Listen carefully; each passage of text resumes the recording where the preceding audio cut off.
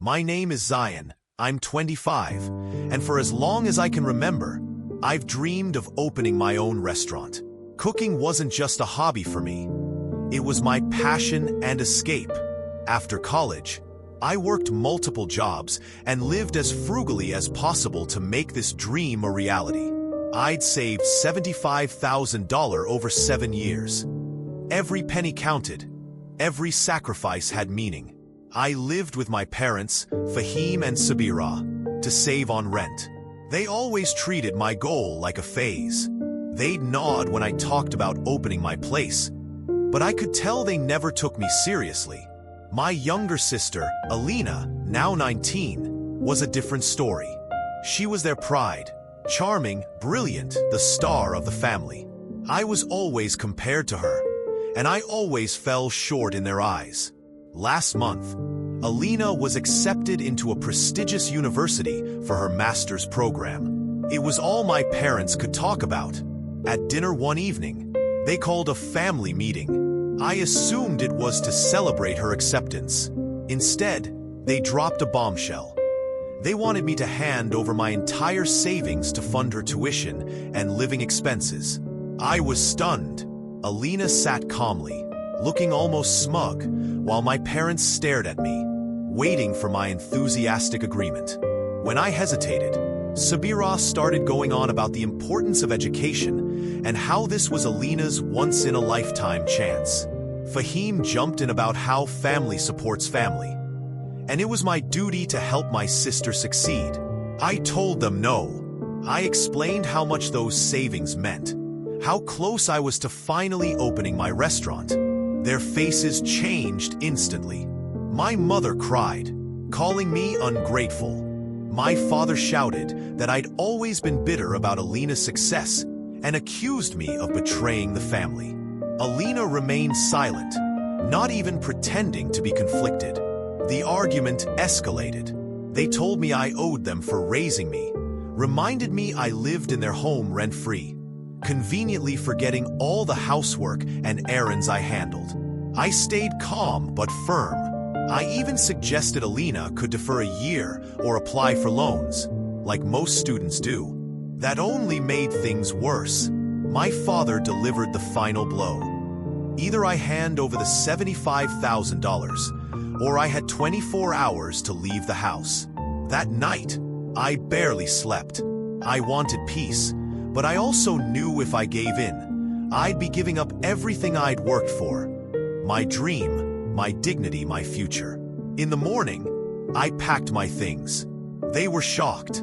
They never thought I'd actually leave. My mother begged me to reconsider. My father glared at me from the living room window. Alina told me I was selfish and cold-hearted, that I never really cared about her. That one stung, because I did care, but I wasn't going to burn my life down to keep her warm. I stayed with a friend at first, dodging a barrage of messages from my parents, half guilt, half fury. I blocked them. Words spread through the extended family. Some called me selfish. Others said I did the right thing. I found a tiny apartment and poured myself into my restaurant plans. No safety net, no backup. Just me and my dream. Slowly, things started to fall into place. A few months later, I signed the lease on a small space. It wasn't fancy, but it was mine. Then, out of nowhere, Alina walked into the restaurant one afternoon while I was prepping. "I'm not here as a customer," she said. "I need a job." I was speechless. She looked different, worn, humbled. She told me she deferred school and tried to save up, but nothing had gone as planned. Our parents were still furious, blaming me for everything. She'd finally moved out, unable to take the pressure. Alina admitted she had been wrong to feel entitled to my money, that she should have stood up for me, that she now understood how hard I had worked. For the first time, I saw real remorse in her eyes. I didn't hire her. Mixing family and business felt risky, but we started talking again. Over the next few weeks, I saw a different version of Alina, genuine, changed. She'd spent the past year juggling part-time jobs, barely making ends meet. It had given her perspective. She apologized for everything, and it didn't feel forced. It felt real. So, I made a decision. I told her I would help fund half of her tuition. Not because I had to, but because I wanted to. Because I saw growth, humility, and a willingness to work for her future. It wouldn't jeopardize my restaurant, and it felt like the right thing to do. On my terms. She cried, promised to work to cover her expenses, promised to pay me back someday. I told her she could pay me back by making the most of this chance. We haven't told our parents.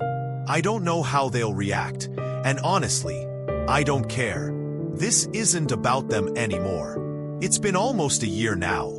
My restaurant is doing well. We're breaking even, growing slowly, and I'm living my dream. My relationship with Alina is healing. We're not the same people we were during that terrible argument.